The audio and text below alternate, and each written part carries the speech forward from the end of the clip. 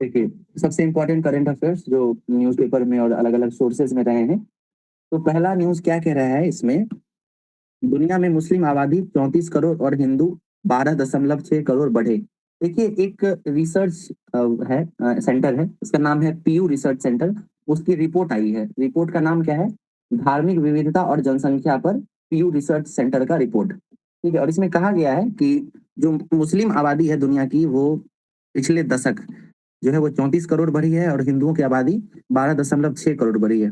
इसके अलावा दुनिया की सबसे बड़ी धार्मिक आबादी किस जाति की है तो वो है ईसाई धर्म की, है ना? यानी ईसाई धर्म की जो पालन करने वाले लोग हैं उनकी संख्या बहुत ज़्यादा है। उसके दूसरे नंबर पर मुस्लिम है, तीसरे नंबर पर नास्तिक समुदाय मतलब ऐसे लोग जो ईश्वर की संकल्पना में विश्वास नहीं करते हैं, ठीक है?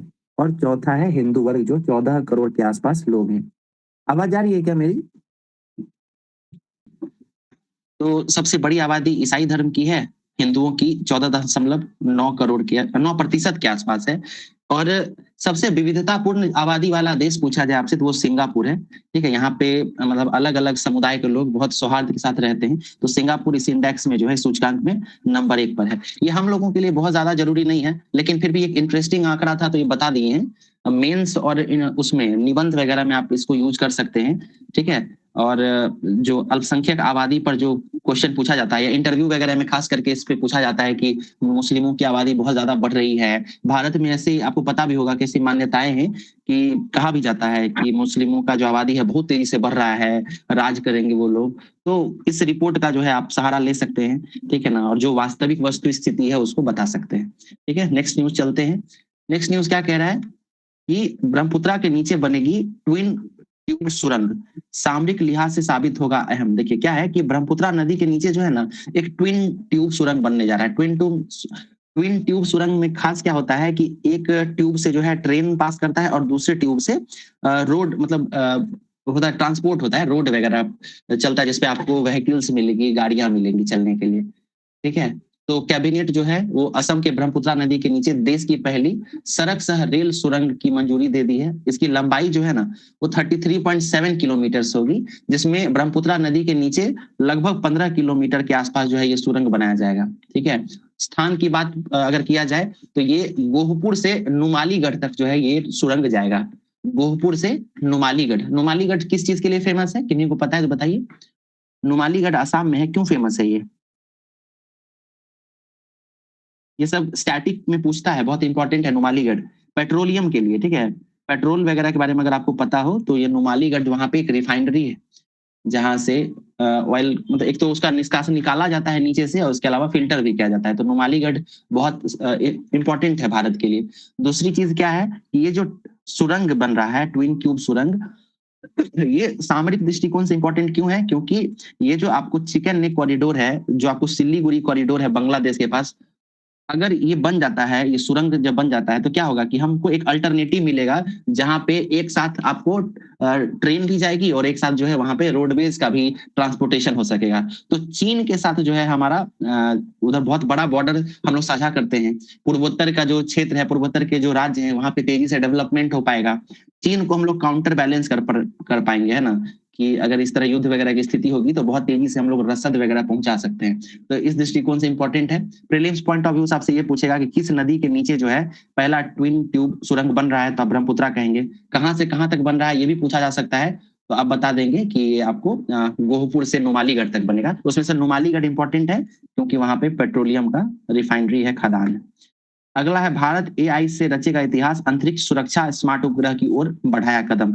बस इसका बस पॉइंट ये याद रखिएगा कि एआई इम्पैक्ट समिट जो है वो भारत में हो रहा है। अच्छा, और इसका इनॉग्रेशन कौन किए हैं? ये पीटी पॉइंट ऑफ व्यू से इंपॉर्टेंट है, बताइए कौन उद्घाटन किए हैं इसका? नरेंद्र मोदी।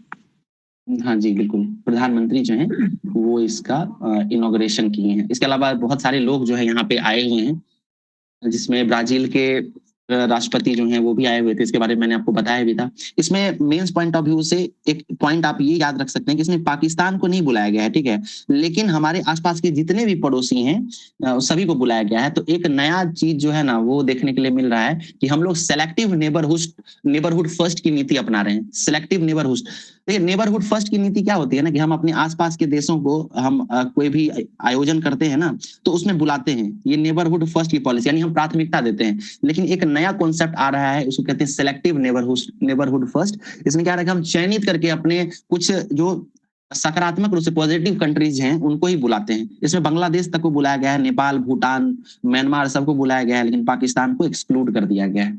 याद रखिएगा ये चीज। आगे चलते हैं।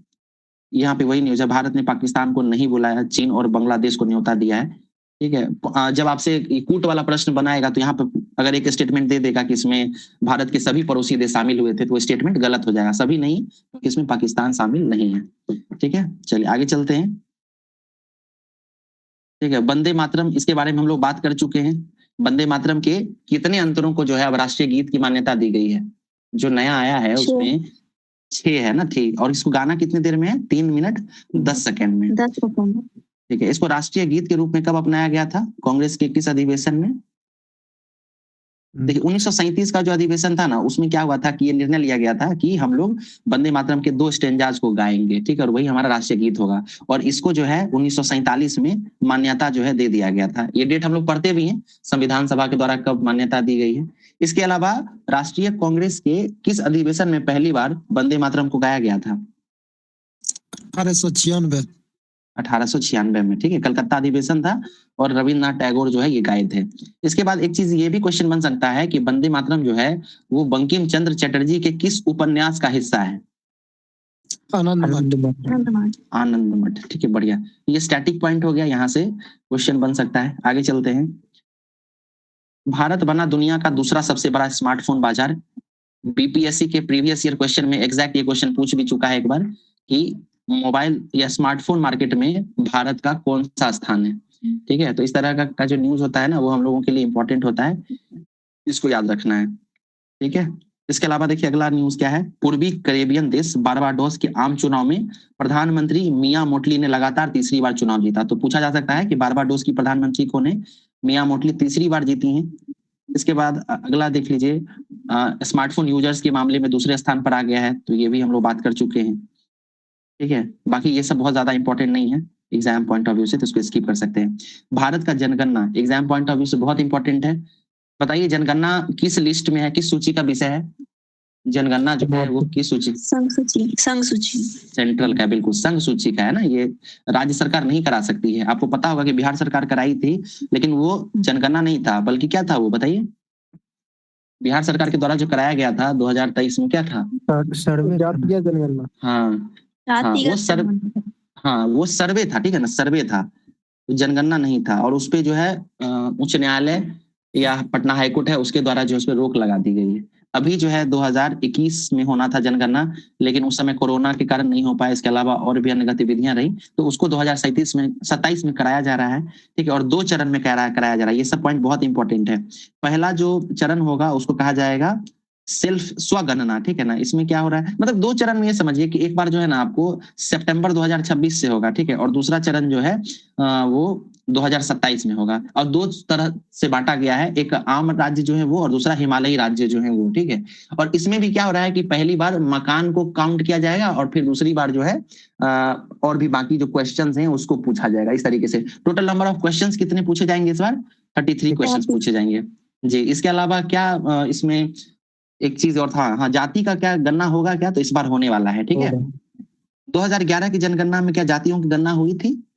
हुई थी, प्रकाशित नहीं। हाँ बिल्कुल, है ना, याद रखिएगा ये सब, ठीक है। 33 प्रकार का सवाल पूछा जाएगा। यहाँ देखिए टोटल नंबर ऑफ क्वेश्चन दिए गए हैं, ये सभी सवाल होगा।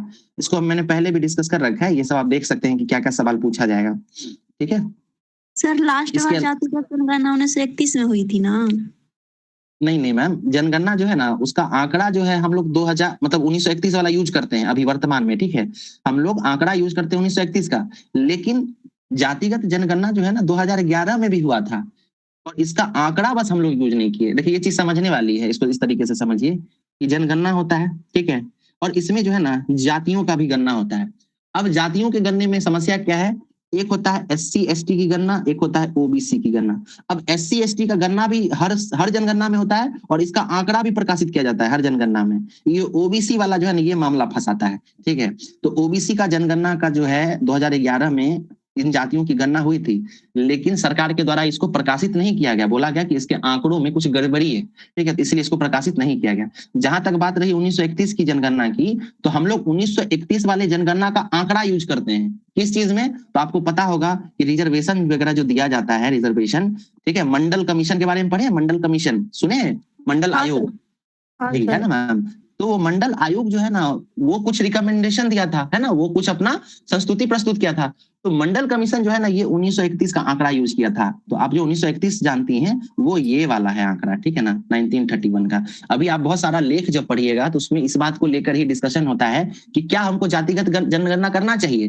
तो कुछ लोग इसको कह देते हैं कि नहीं करना चाहिए, इससे जातिगत भेदभाव बढ़ेगा, ये होगा वो होगा, उन्माद बढ़ेगा, जातिकरण बढ़ेगा, ये सब कुछ पॉइंट बताते हैं लोग। कुछ लोग बताते हैं कि नहीं, जातिगत जनगणना होनी चाहिए, उससे क्या होगा कि हम नई योजना अच्छे से बना पाएंगे, हमें वस्तु स्थिति पता होगी, सब पता चलेगा कि कहाँ क्या चल रहा है अभी, है ना, किस जाति में कैसे लोग हाशिए पे हैं। यानी एक नवीनतम आंकड़ा होगा तो उससे हम अपना योजना बहुत अच्छे से बना पाएंगे और टारगेटेड योजना बना पाएंगे।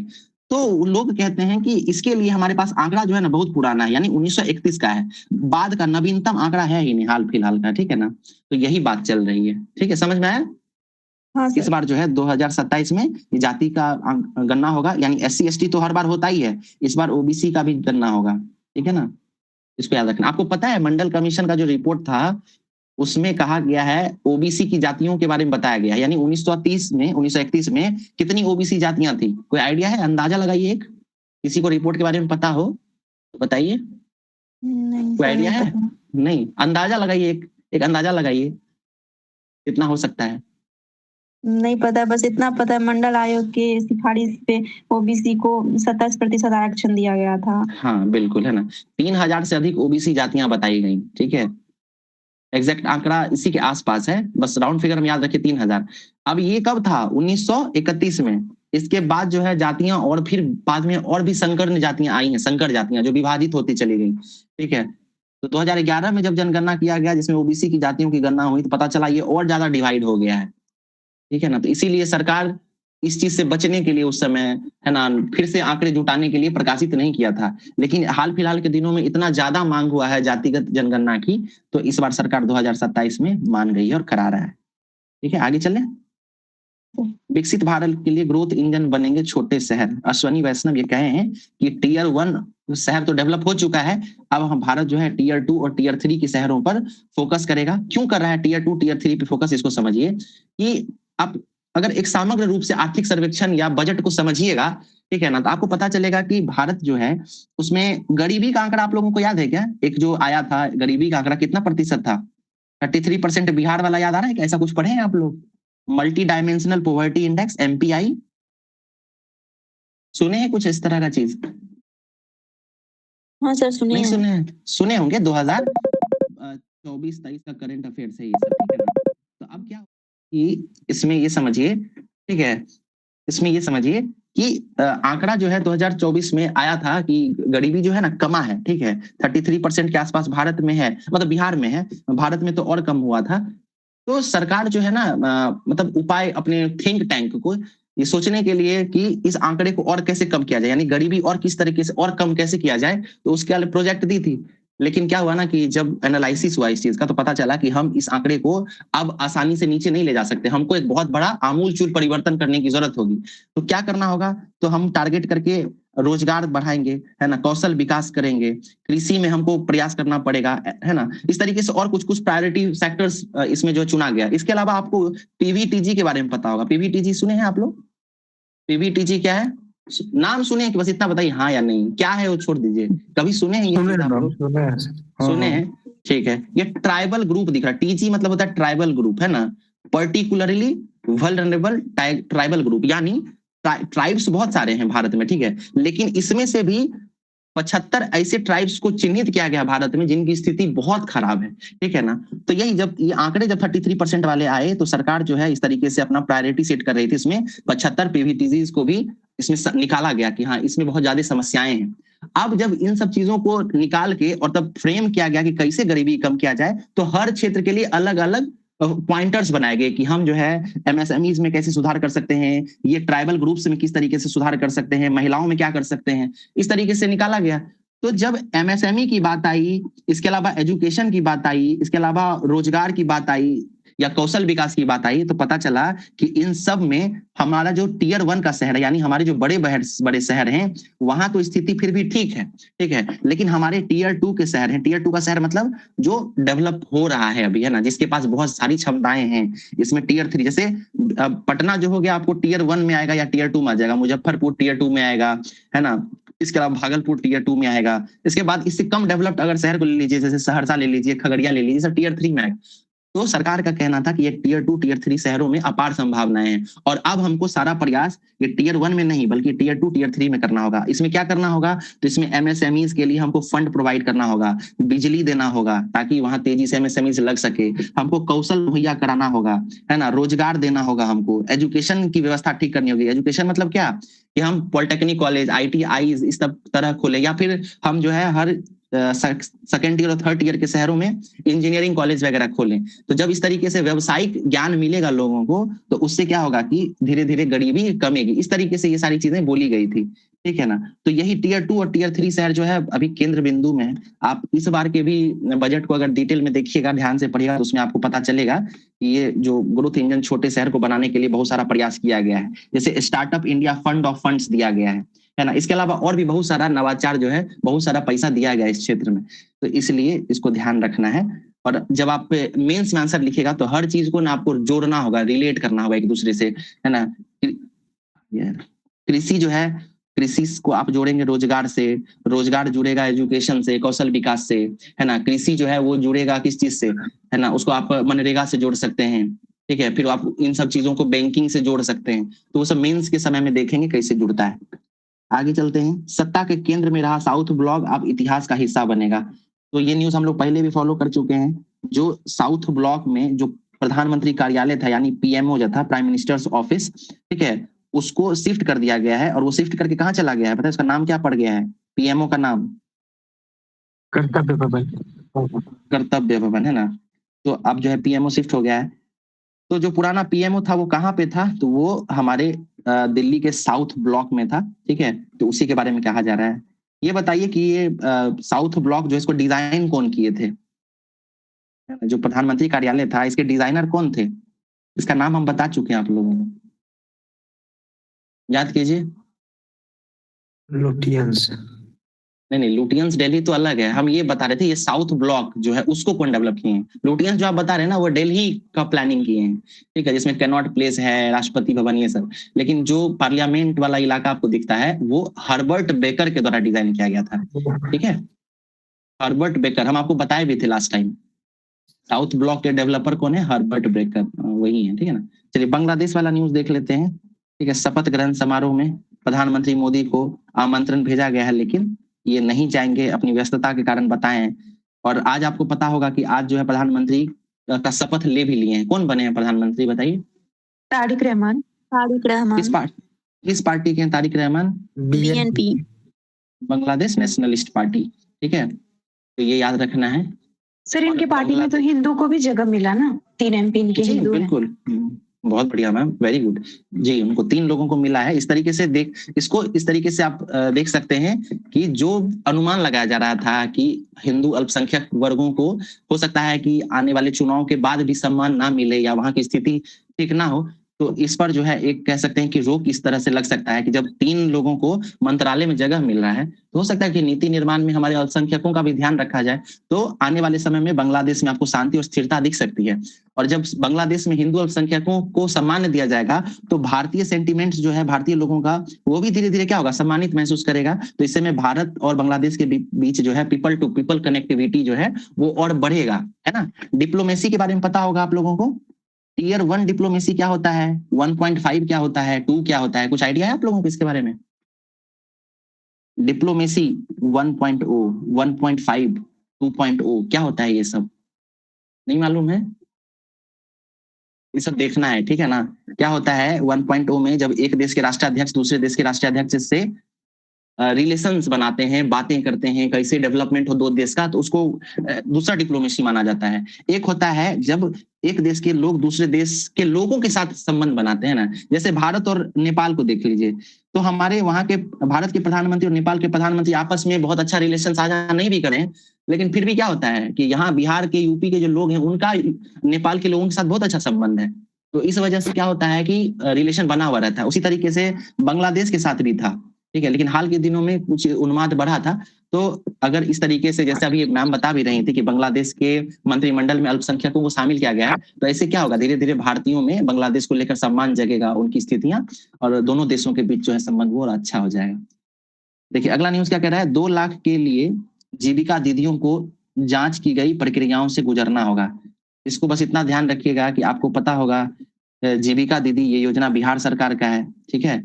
इसके अलावा चुनाव के समय में उनको पैसा दिया गया, मतलब बताया गया था कि 2 लाख रुपया दिया जाएगा, तो चरणबद्ध तरीके से पैसा दिया जाएगा, ये भी याद रखिएगा। किस योजना के तहत ये पैसा दिया जा रहा है, ये बताइए। किस योजना के तहत ये 2 लाख रुपया दिए जाने की बात चल रही है? नाम क्या है योजना का? उद्गम उद्गम योजना, महिला उद्यमी योजना, उद्यमी है ना। चलिए इसको स्किप कर सकते हैं, जब इसके बारे में और डिटेल में न्यूज आएगा तब बताएंगे। ये बजट वगैरह भी पास हुआ है तो उसी से जुड़ा हुआ चीज है, ठीक है। फिर ये न्यूज भी बिहार से है, लेकिन हमारे लिए बहुत जरूरी नहीं है। हमारे लिए इंपॉर्टेंट है बिहार के जितने भी जीआई टैग्स हैं, हम लोग इस पे बात कर चुके हैं। बताइए कौन कौन सा जीआई टैग है। हम एक बार ये मैप बना देते हैं, फिर आप बताइएगा कि किस क्षेत्र में क्या मिला है। बताइए तो इस क्षेत्र में क्या क्या फेमस है इधर का, बताइए। सहरसा, दरभंगा, सुपौल, क्या है इस क्षेत्र? मखाना है ना, मखाना है यहाँ का, मिथिला मखाना, ठीक है। ये है मधुबनी का क्षेत्र, क्या है फेमस यहाँ का? मधुबनी पेंटिंग, ठीक है। ये इधर पश्चिम चंपारण का क्या फेमस था जिसको जीआई टैग मिला है? मिर्चा धान। क्या हो रहा है, भूल रहे हैं क्या? मुजफ्फरपुर का क्या फेमस है? शाही लीची, और कढ़ाई था एक, सुजनी कढ़ाई है ना। चलिए इधर मगही पान, ठीक है। उसके बाद यहाँ भागलपुर था, तो इसका बहुत सारा था। भागलपुर का सिल्क था, जर्दालू आम था, है ना, मंजूसा कला था, ठीक है। इधर देखिए, इधर का सिक्की घास आर्ट भी बहुत फेमस है उत्तर बिहार का। इन सबको जीआई टैग मिला है। इसके अलावा गया का भी एक था, गया वाला क्या था, नाम बताइए। गया वाला जो एकदम लेटेस्ट है जिसको मिला, नहीं खाजा, नहीं वो तो खाजा था ना, वो सिल्वा खाजा था, दूसरा था गया में। हाँ स्टोन था जी, स्टोन है ना, वो इंपॉर्टेंट रखिए। जीआई टैग से बहुत सारा सवाल बनता है, तो उसको ध्यान रखना है, ठीक है। चलिए आगे चलते हैं, नेक्स्ट न्यूज देखते हैं।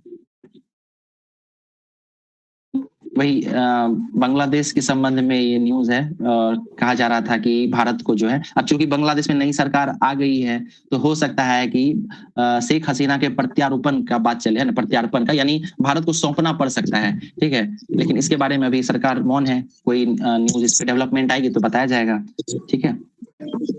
आप लोग में से सोल बीपीएससी का कौन कौन एग्जाम दे रहे हैं, बताइए तो, या दे चुके हैं, एक बार मेंस लिखे हैं, कोई है ऐसे लोग? दिए थे बट हुआ नहीं है। 2 बीपीएससी दे चुके हैं बट नहीं हो पा रहा है। ओके, अच्छा कोई नहीं। चलिए एक क्वेश्चन हम फ्रेम करते हैं। ओके सर, ठीक है।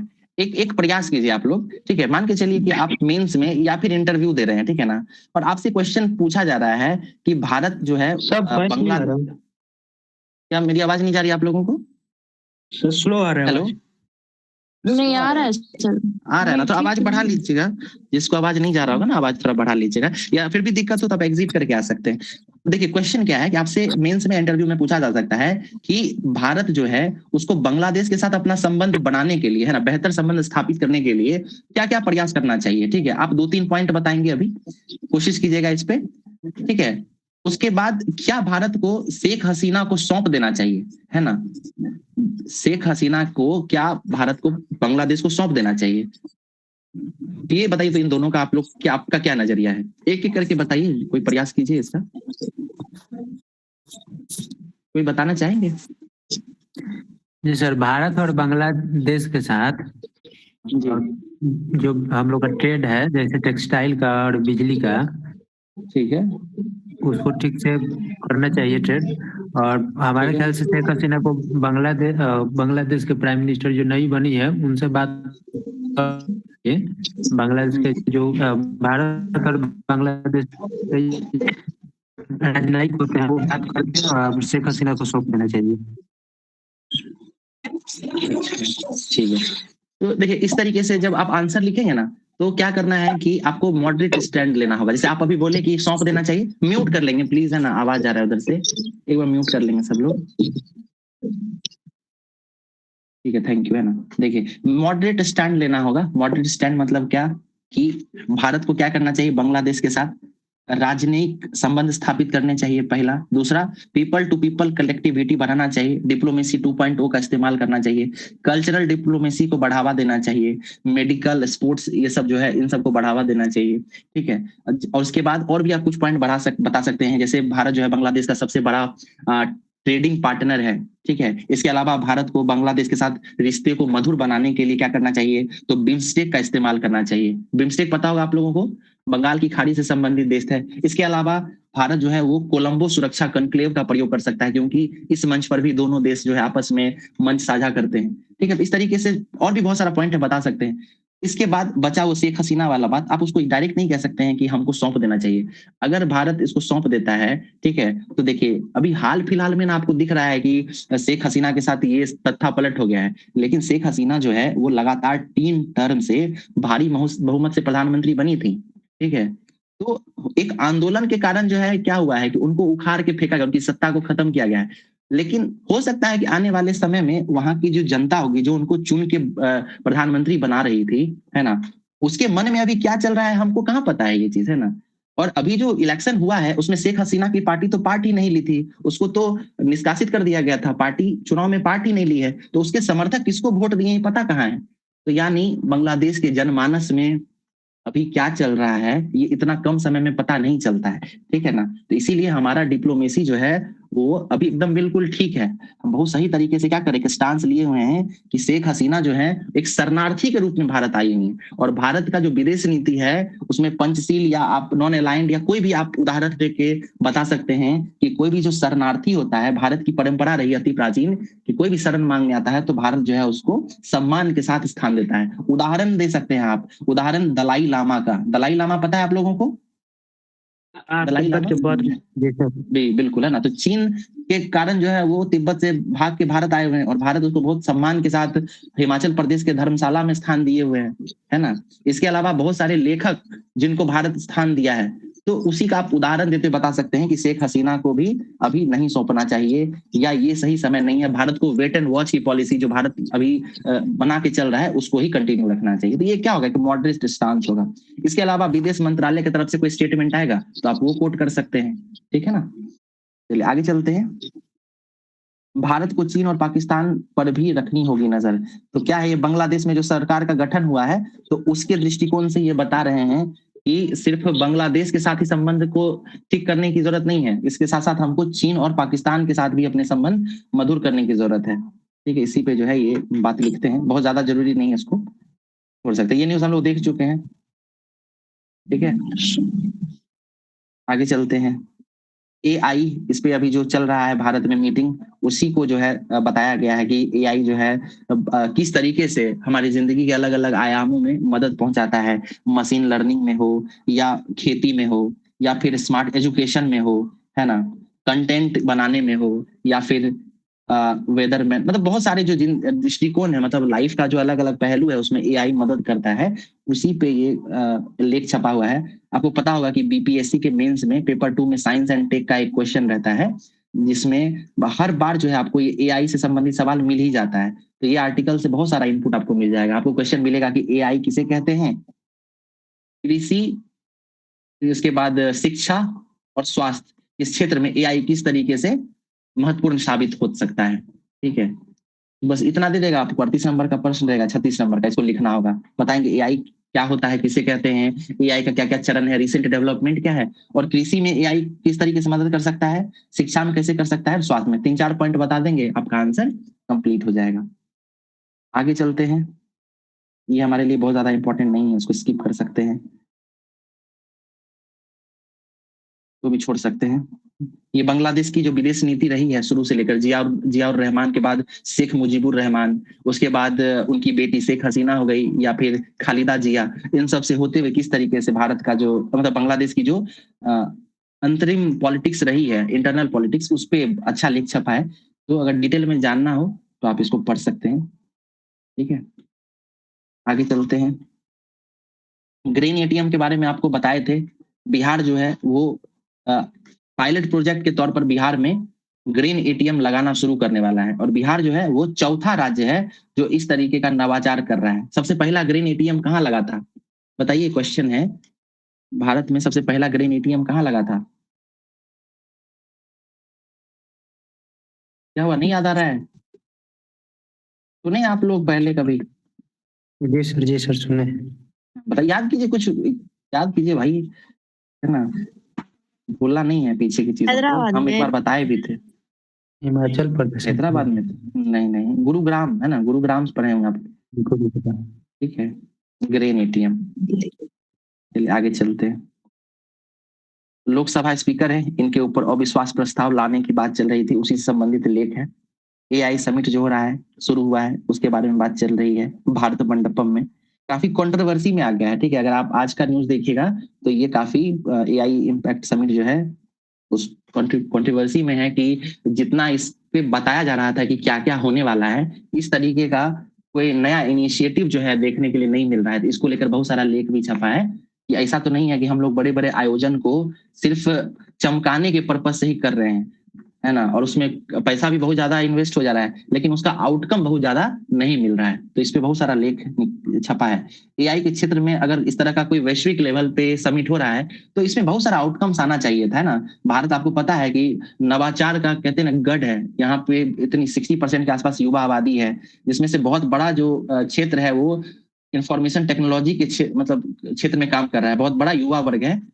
तो इनके पास बहुत सारे आइडियाज हैं। तो इस तरह का जो समिट था, एआई इम्पैक्ट समिट, ये एक मंच प्रदान कर सकता था जिसमें नए नवाचार भारत के वो दुनिया के पटल पे आ सकते थे। लेकिन इसको जो है इस तरीके से प्रयोग नहीं किया जा रहा है, इस पे इसकी आलोचना हो रही है। ठीक है, आगे चलते हैं, नेक्स्ट न्यूज देखते हैं। वही ग्लोबल एआई इम्पैक्ट समिट है, वही सब है अभी, अब बाकी आगे भी आपको यही सब मिलेगा। ठीक है ना। तो करंट में जो है ना यही सब न्यूज है, बहुत ज्यादा इंपॉर्टेंट नहीं है। हाँ, एक और न्यूज है, BBC sports women of the year, ये पूछा जाता है एग्जाम में, BBC sports women of the year. पता है कौन बनी है इस बार? स्मृति मंदाना। स्मृति मंदाना, है ना, बिल्कुल। ये किस खेल से जुड़ी हुई है स्मृति मंदाना? क्रिकेट। क्रिकेट से, ठीक है, तो याद रखिएगा। अच्छा, अभी हाल ही में हम लोग पढ़े थे कि बीबीसी के एक पूर्व पत्रकार थे जिनका निधन हो गया था, उनका नाम क्या था? नाम बताइए, क्या नाम था? Mark Carney. भूलिए नहीं भाई आप लोग। देखिए, ये न्यूज भी देख लीजिए, बहुत चर्चा में रहा है। ओल चिक्की लिपि, है ना, आपसे पूछा जा सकता है कि ओल चिक्की लिपि किस... सर एक सेकंड, मार्क कार्नी नहीं, मार्क टल्ली है ना। मार्क कार्नी तो प्रधानमंत्री है, सॉरी, कनाडा के प्रधानमंत्री है। मार्क टल्ली। ठीक है, थैंक यू सर, कंफ्यूजन हो गया था।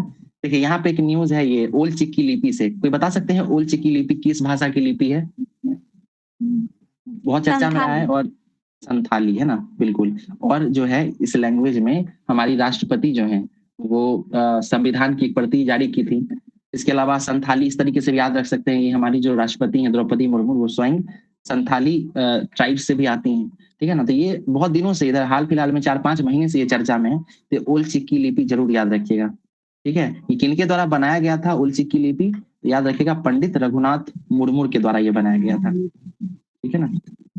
चलिए, तो इतना आज रहने देते हैं करंट अफेयर्स में। बाकी कुछ बिहार के